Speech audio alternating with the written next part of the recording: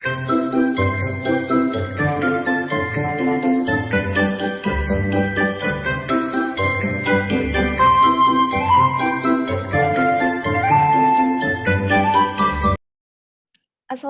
warahmatullahi wabarakatuh. Selamat pagi teman-teman. Bagaimana kabarnya nih teman-teman di rumah?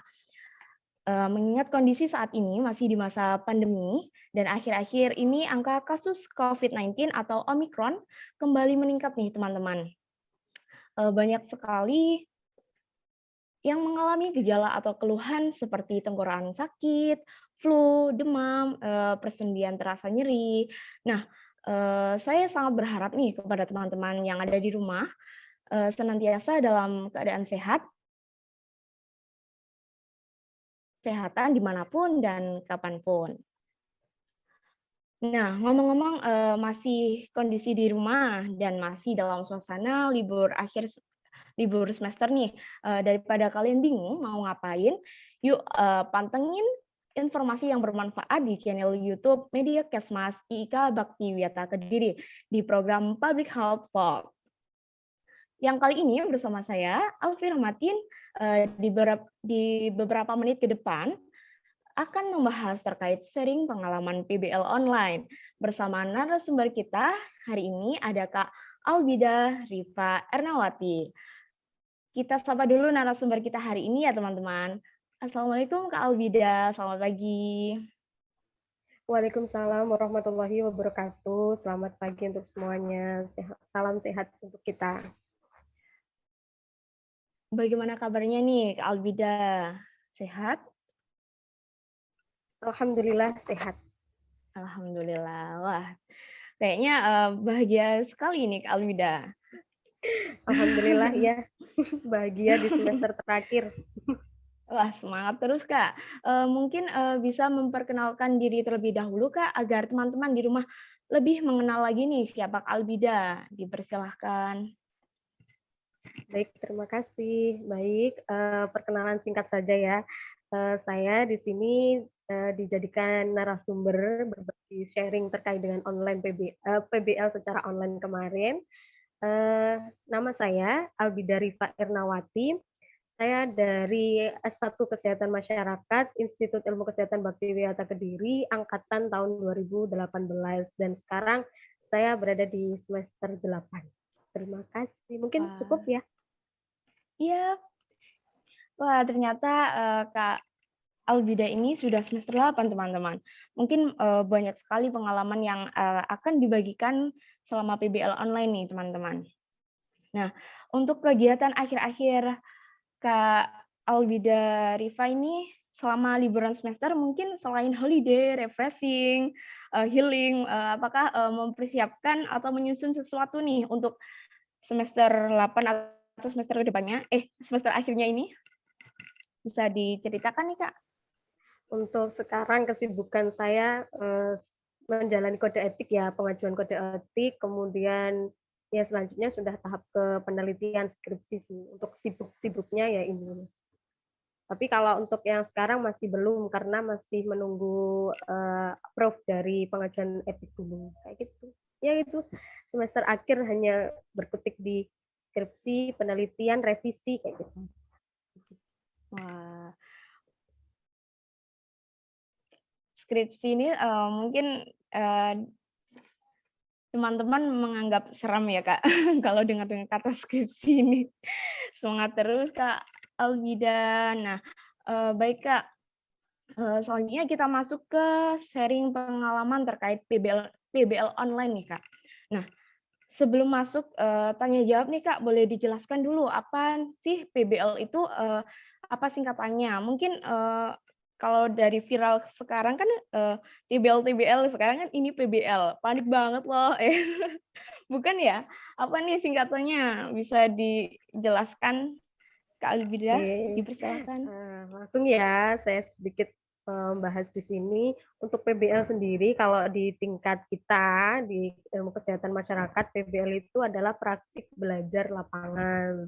Nah, di mana kan kita di semester-semester yang lalu udah diberikan mata kuliah mata kuliah dasar-dasar yang nantinya kita implementasikan, kita praktekkan di masyarakat, di mana kita memberikan pemecahan masalah, solusi atas masalah-masalah yang sudah kita temukan di masyarakat, kayak gitu.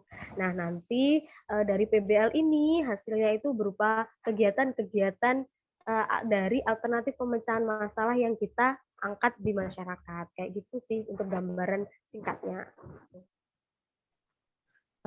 Ya. Wah, ini terkait praktik belajar lapangan ternyata singkatannya teman-teman, bukan panik banget loh gitu ya. Jadi, teman-teman semua, bisa simak, video kali ini bersama Kak Albida agar lebih tahu nih terkait PBL. Ini dilakukan secara daring nih Kak Albida. Nah, eee, terkait praktik belajar lapangan nih Kak, meliputi kegiatan apa saja sih selama kegiatan, saat PBL itu? Ngapain aja atau bagaimana? Bisa diceritakan kepada teman-teman semuanya? Oke, bisa.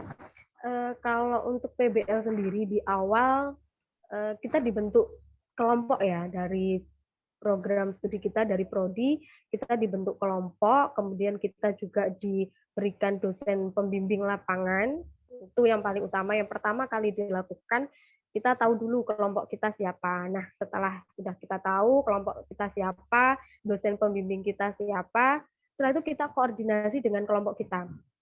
Yang paling pertama kita sudah diskusi dengan kelompok PBL itu adalah penentuan lokasi yang mau kita jadikan sebagai lokasi dalam PBL ini.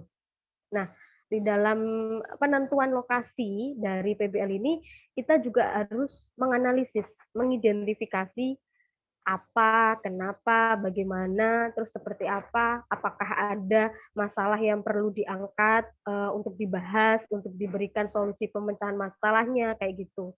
Nah, itu pun setiap anggota kelompok itu harus punya bahan untuk didiskusikan di kelompok itu.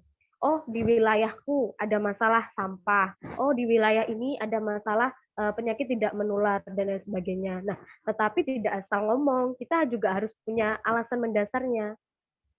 Seberapa penting nih masalah ini di lokasi ini harus diangkat dibandingkan dengan lokasi-lokasi yang lain. Terus kemudian jika kita sudah menentukan lokasi, terus kita majukan ke dosen. Kita konfirmasi kelompok ini memilih lokasi ini dengan masalah ini.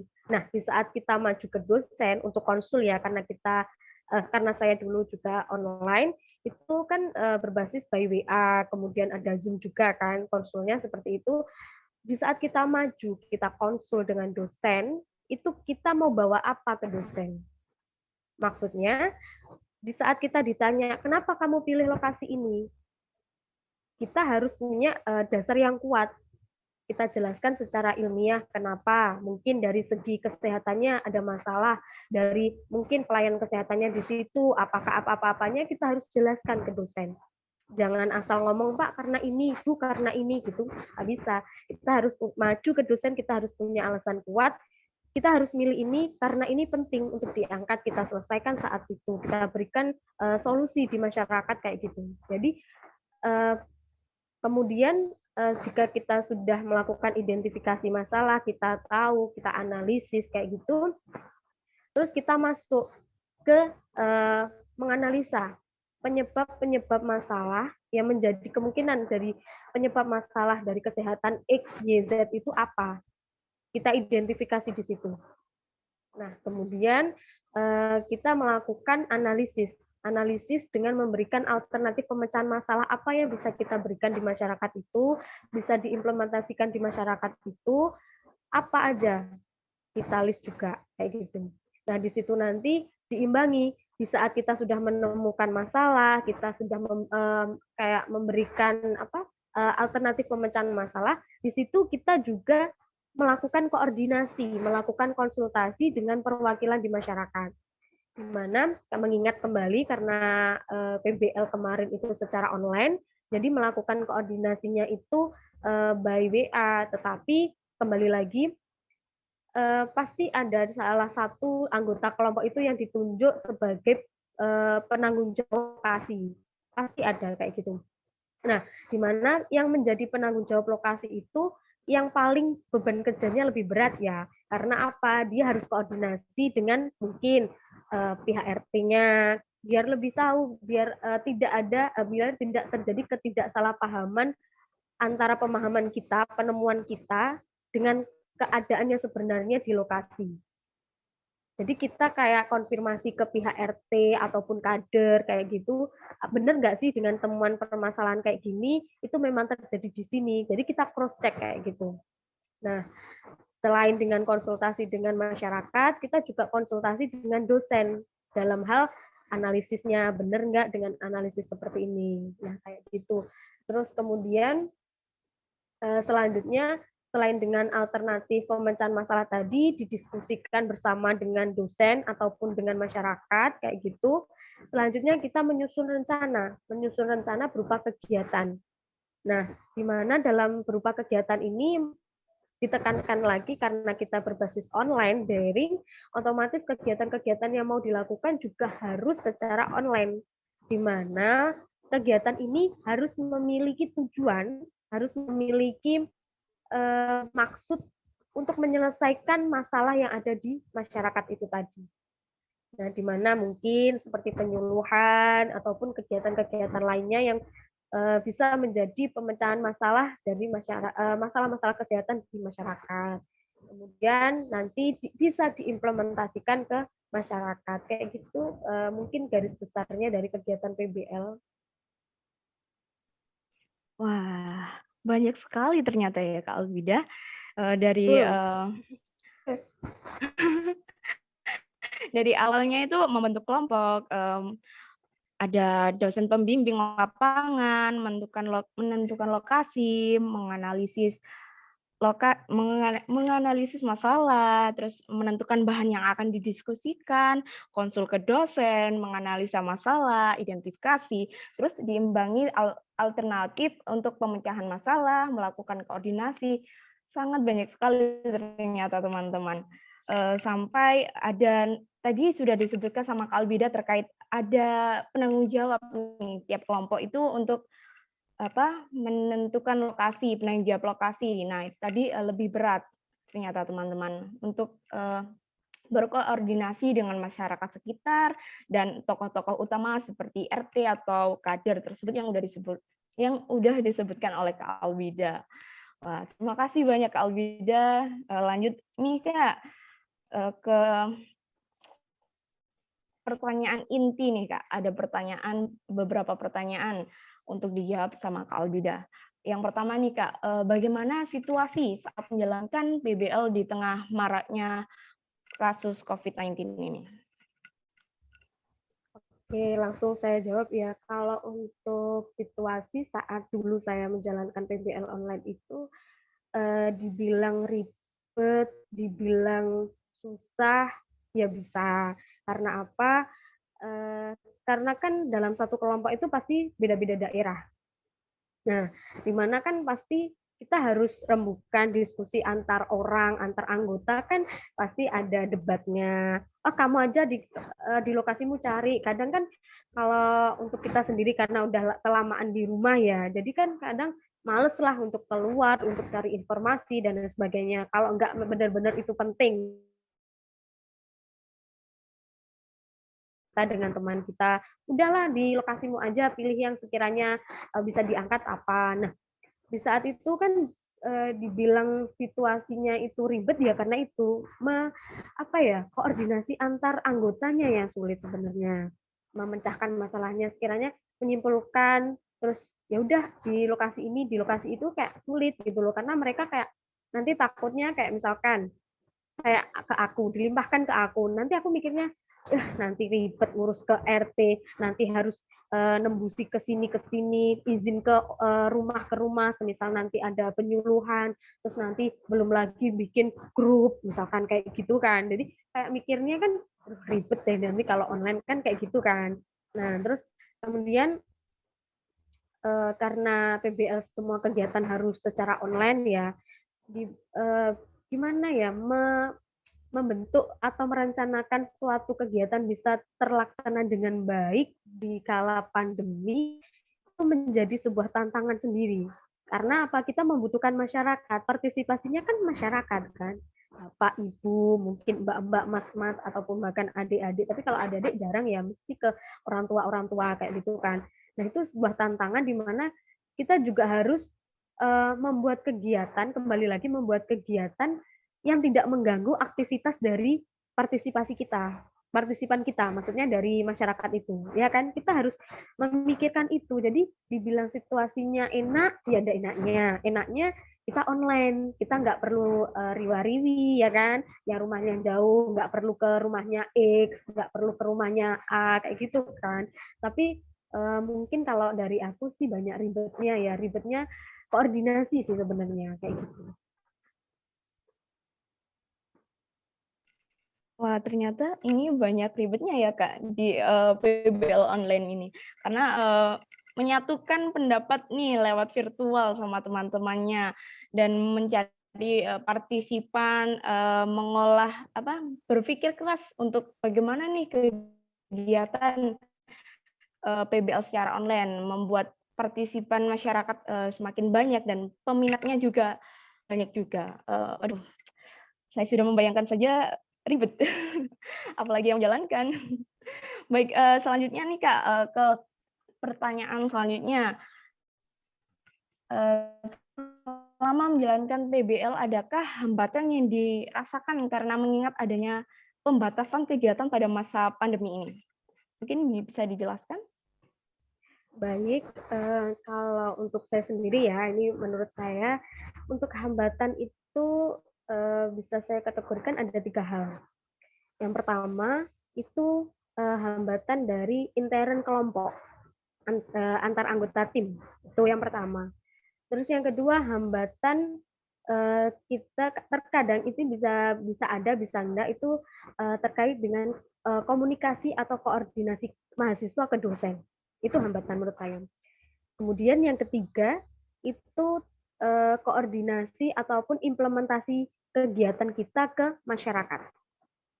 Nah, jadi saya jelaskan dari yang hambatan yang pertama yang saya maksud dari segi intern antar anggota tim seperti yang sudah saya sampaikan tadi bahwa karena kita berbasis online, PBL berbasis online, di mana menyatukan banyak kepala, banyak pendapat, mesti adanya pro dan kontra, pasti ada masalah di saat pembagian job desk, pembagian beban kerja, pasti ada. Merasa tidak adil lah, merasa tidak, kok aku kayak terlalu berat ya tugasku. Nah, aku ambil contoh kayak gini. Misalkan sudah pembagian job desk, semua sudah diusahakan secara adil, secara rata. Misalkan kayak aku dibagi beban kerja untuk membuat link Zoom ataupun membuat poster misalkan. Di saat kerjaanku sudah selesai, ya sudah, kerjaanku sudah selesai. Nah, tetapi bagi temanku yang dia menjadi penanggung jawab lapangan, dia bebannya jauh lebih berat kan. Karena apa? Yang pertama, dia harus tahu. Dia bilang lokasiku ada masalah itu karena apa? Dia harus identifikasi dulu. Sebelum dia diskusi dengan kelompok, dia harus punya pegangan, punya bahan dulu yang mau disampaikan ke kelompok. Oh, lokasiku ada masalah nih. Masalahku apa? Dia harus tahu, mencari tahu sedetail mungkin, kayak gitu kan. Terus kemudian beban dari yang penanggung jawab tadi, selain dari dia harus identifikasi, harus tahu bagaimananya itu, dia yang harus lebih koordinasi ke masyarakat kan. Dia yang tahu kondisinya Pak RT kayak gimana, Pak RT-nya kerja atau enggak. Kemudian mungkin dia juga bisa nembusi ke kelurahan juga, kayak gitu kan, harus izin dan sebagainya. Karena mengingat pandemi, walaupun kita melaksanakannya secara online, tapi kalau mungkin lebih baiknya ya, kalau tetap kita berperilaku di Jawa itu kan bertemu langsung, izin langsung seperti itu kan, biar lebih enak lah kan kayak gitu. Dan tetap kan jadi bebannya si penanggung jawab kan, dia harus ketemu RT lah ataupun kader kan kayak gitu. Terus kemudian yang terakhir dia juga harus menghandle dalam kegiatan yang mau dilaksanakan, ya kan? Karena apa? Misalkan ada kegiatan X, nah otomatis si penanggung jawab ini juga harus bertanggung jawab penuh di kegiatan itu, walaupun mungkin dalam kegiatan itu sudah dibagi, ditanggungjawabkan ke orang lain, ke teman yang lain, tapi yang penanggung jawab lokasi ini tetap harus ya kontrol, harus tetap handle kan. Nah, jadi bebannya itu lebih berat sebenarnya. Nah, maka dari itu terkadang hal itulah yang menjadi pro dan kontra dalam pembagian job desk. Kok aku berat ya, nanti aku belum identifikasi, aku harus koordinasi ke ini, ke itu. Lah kamu hanya buat link Zoom, hanya buat poster, hanya nyusun laporan dan lain sebagainya kan enak, tinggal kopas punya kelompok lain misalkan kayak gitu. Nah, nah itu yang harus jadi bukan jadi hambatan ya, melainkan harus jadi tantangan buat anggota tim harus, oh ya, gimana caranya agar kita tetap berjalan, kegiatan ini tetap berjalan bagaimana, kayak gitu kan seharusnya. Itu yang aku maksud hambatan dari segi intern. Kemudian kalau dari segi koordinasi ataupun komunikasi dengan dosen, itu terkait dengan bagaimana kelompok ini komunikasi dengan dosen dalam hal penyampaian masalah apa yang mau diangkat, terus bagaimana pemecahan masalah dari kita ke masyarakat itu bagaimana, terus apa-apa yang mau kita lakukan, progres-progres apa setiap harinya itu harus dikoordinasikan dengan dosen dan dosen pembimbing lapangan itu harus tahu. Oh, timku lagi ini. Oh, timku lagi melakukan ini pada hari ini jam ini. Selalu harus ada koordinasi dan komunikasi antara mahasiswa dengan dosen. Agar apa? Mencegah ketidaksalahpahaman di antara mahasiswa dengan dosen. Kayak gitu. Jadi kan di sini kan dosen yang membimbing secara teori. Oh, nanti baiknya kalau ada masalah ini harus dipecahkan secara ini. Karena kita lihat efektifkah kegiatan itu kayak gitu kan. Kita butuh bimbingan dari dosen kan. Nah, maka dari itu tantangan untuk mahasiswa sendiri harus pintar-pintar berkomunikasi dengan dosennya. Itu tantangannya gitu. Kemudian yang ketiga itu dari segi komunikasi ataupun koordinasi saat kita implementasi ke masyarakat terkait dengan kegiatan-kegiatan ya. Mengingat kembali kita online nih, PBL secara online, di mana semua mungkin kebanyakan yang digunakan medianya apa? Grup WhatsApp, kemudian apa? Zoom. Nah, kalau Zoom untuk penyuluhan. Tidak semua masyarakat, bapak atau ibu itu menggunakan Zoom. Tidak semuanya paham, mengerti tentang Zoom.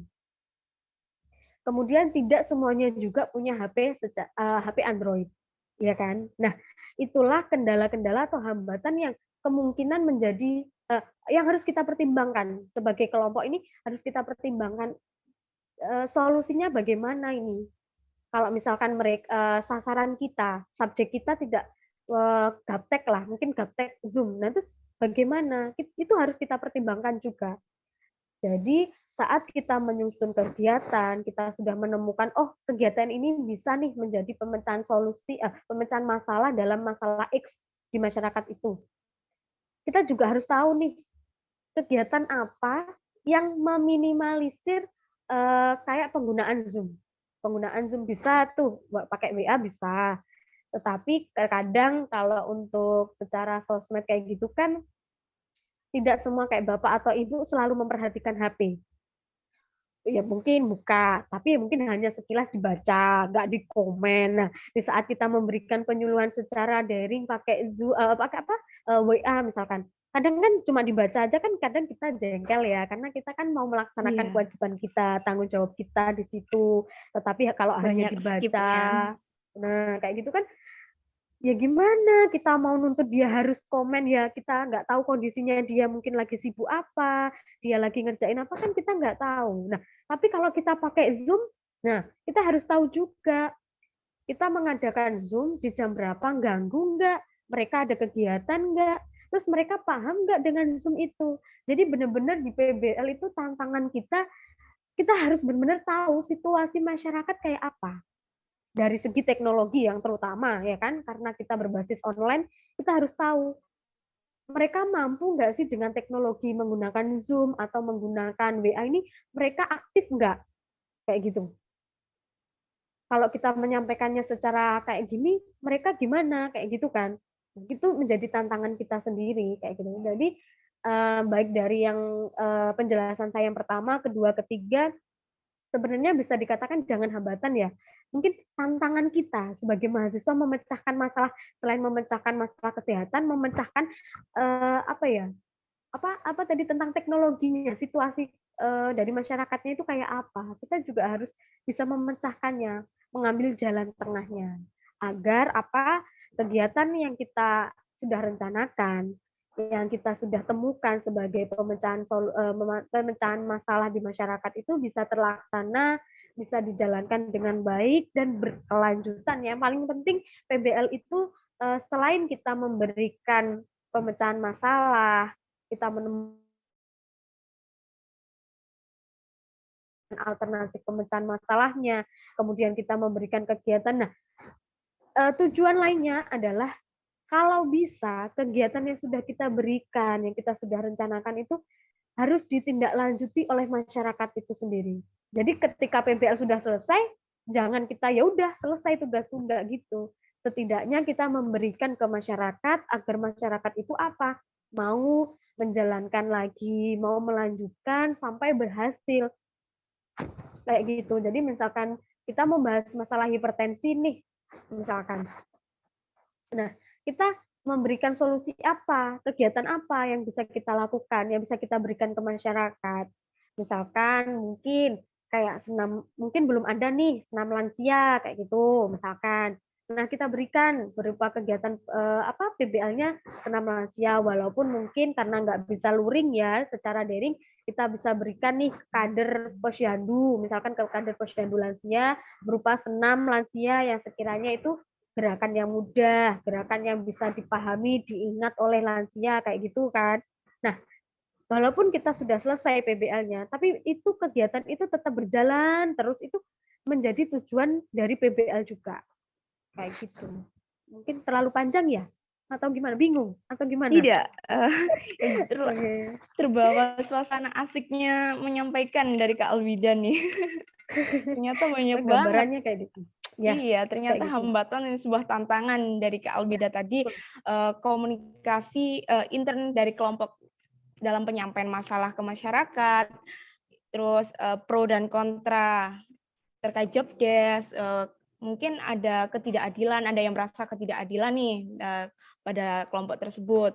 Terus komunikasi mahasiswa ke dosen, tiap mahasiswa ini harus koordinasi ternyata teman-teman, tiap harus memfollow up lah, kasarannya seperti itu.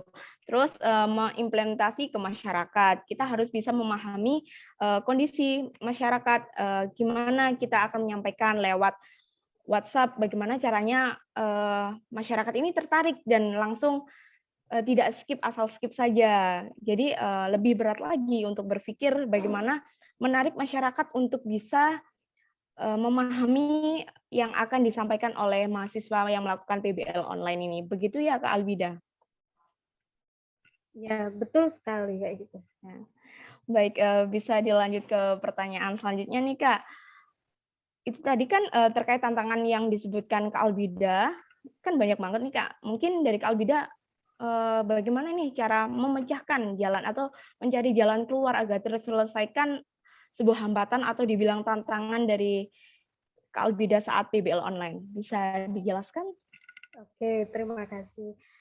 Kalau untuk saya sendiri, dari penjelasan saya di awal, menurut saya untuk jalan keluar atau solusi yang dapat kita pecahkan saat mengalami hambatan atau tantangan tadi, sebenarnya kembali lagi ke aktifnya komunikasi, menurut saya.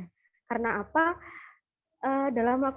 Dalam semua kegiatan-kegiatan yang dilakukan secara berkelompok, pasti harus kuatnya komunikasi agar tidak terjadi kesalahpahaman antara anggota tim, apalagi kalau misalkan ini PBL, ini berkaitan untuk mencegah ketidakpahaman kita dengan dosen, dengan masyarakat, kayak gitu. Jadi kembali lagi intinya di komunikasi.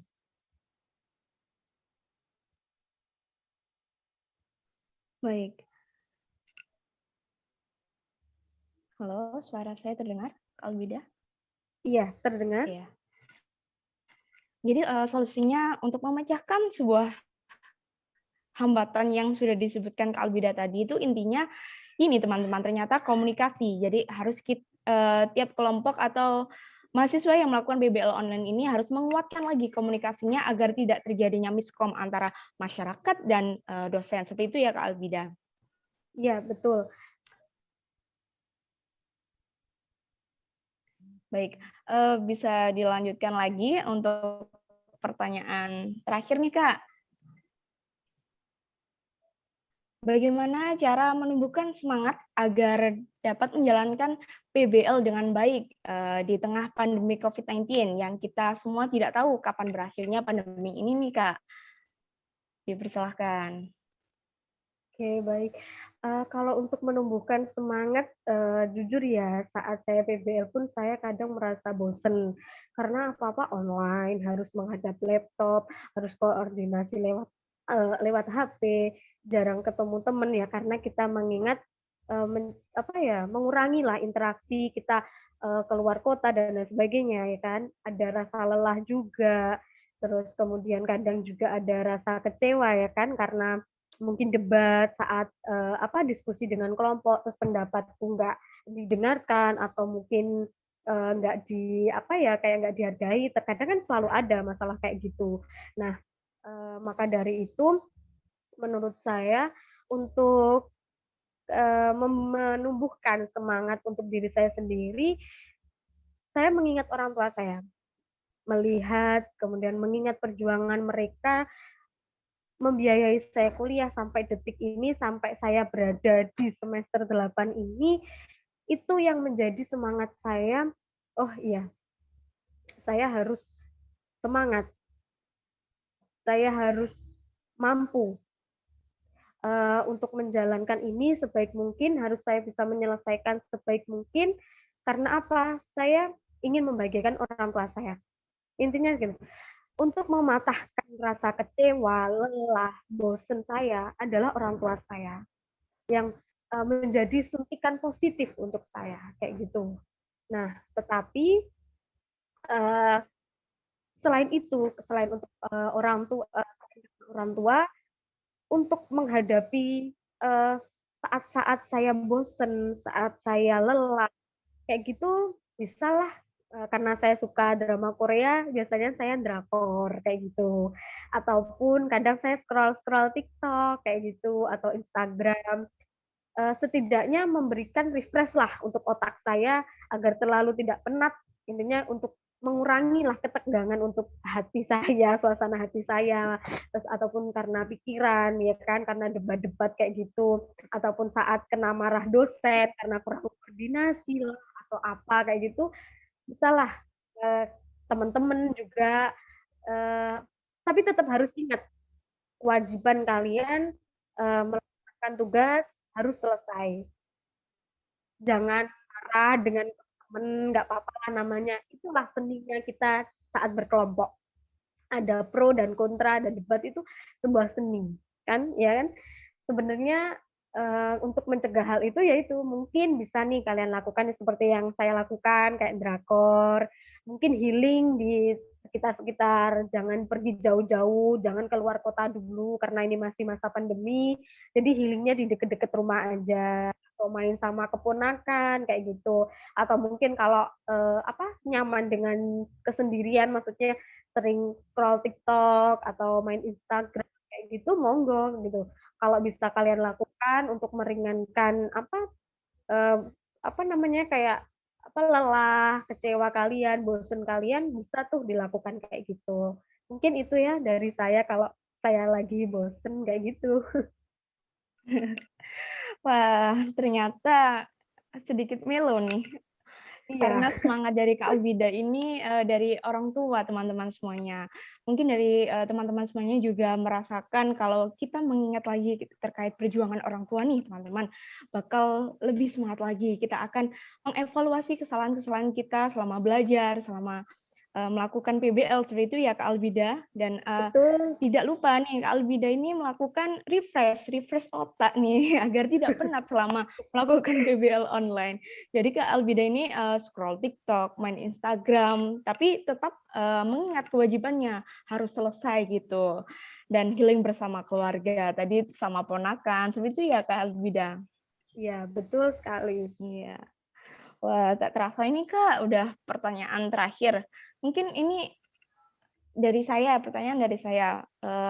Kesan selama PBL online yang paling membekas di Kak Albida nih, paling yang diingat, wah kesan ini kalau nggak aku lupain nih teman-teman. Mungkin bisa di-share kepada teman-teman semuanya.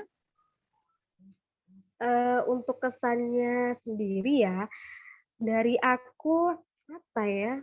Uh, kangennya gini, kangen debat, sebenarnya kangen debat dengan kelompok. Karena apa? Selain kita punya tanggung jawab memecahkan masalah, kita juga saling apa ya, berusaha untuk menyatukan banyak kepala di sini tuh loh. Seninya itu yang bikin kangennya di sini sebenarnya, menurutku.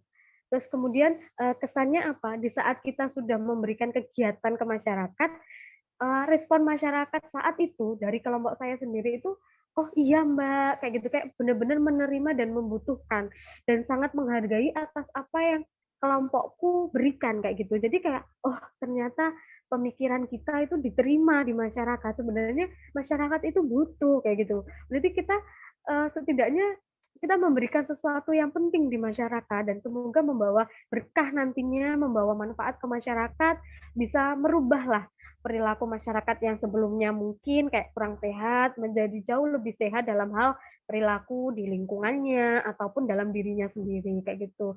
Terus kesan lainnya mungkin agak gini, terkait dengan kita ke dosen, banyak marahnya kayak gitu.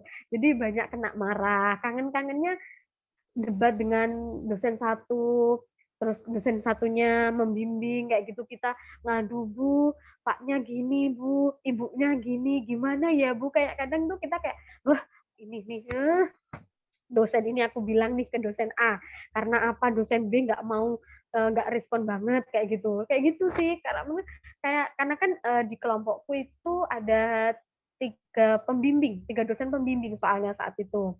Jadi mungkin dosen A nggak respon, jadi larinya ke dosen B, Bu ini Bu, nggak gini, kayak gitu sih. Apa ya, bukan kesan sih sebenarnya, malah curhat ya aku ya. Ya ini intinya aku, berikan pesan lah, intinya dalam percakapan, pembahasanku ini, obrolanku ini, aku ingin memberikan pesan aktifnya kalian dalam, komunikasi dengan dosen. Terus kalian juga harus memperhatikan bagaimana cara kalian dalam, menyampaikan ke dosen. Apa yang mau disampaikan, terus kalian mau bawa apa, itu harus kalian perhatikan.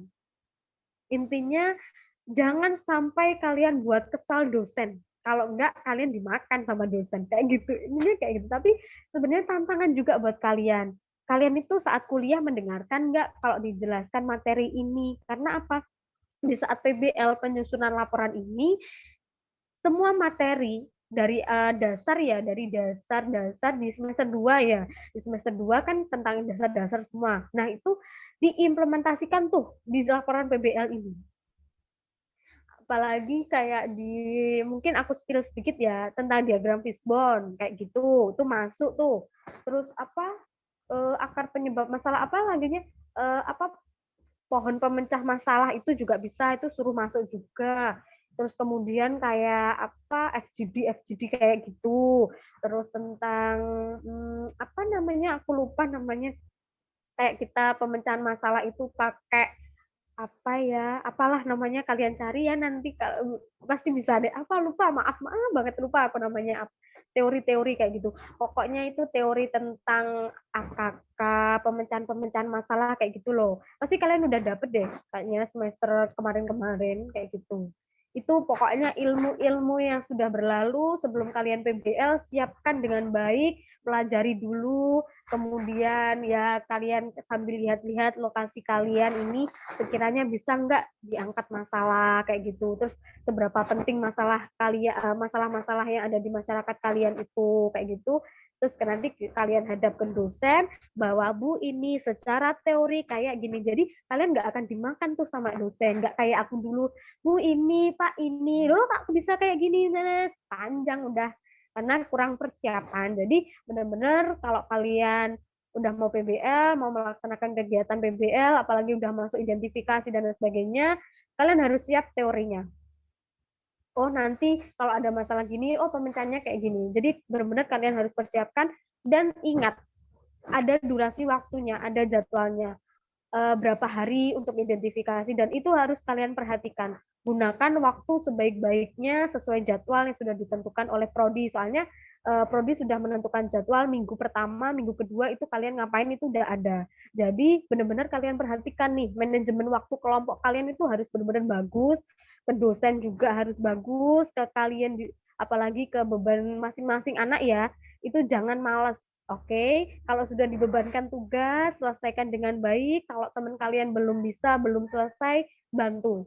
Kayak gitu. Biar apa? Kelompok kalian biar sukses bareng, selesai bareng, nggak kena dosen. Oke, itu pesanku.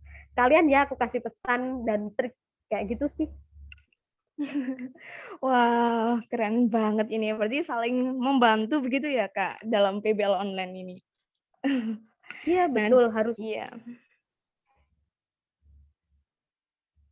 Nah, ya kesan dari Kak Albida tadi itu kangen debat-debat dengan sesama kelompok nih, dalam anggota kelompok untuk memecahkan masalah, menyatukan pendapat, terus memberikan mendapatkan respon baik dari masyarakat. Itu menjadi sebuah kesan yang luar biasa dari Kak Albida selama PBL online nih, teman-teman.